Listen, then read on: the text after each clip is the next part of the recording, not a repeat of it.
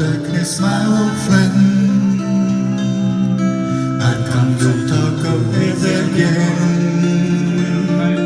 because the visions of free creeping left its flower sleeping, and the vision that was planted in my brain still remains within the sound of silence.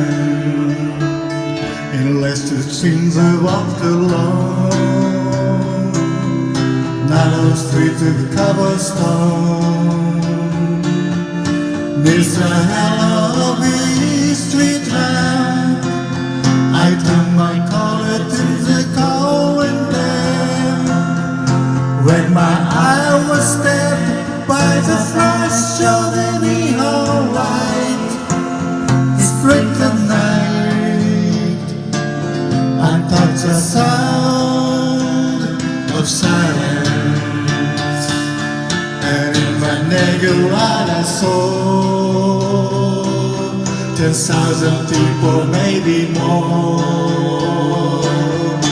People talking without speaking, people hearing without listening, people wanting sound that voices never share.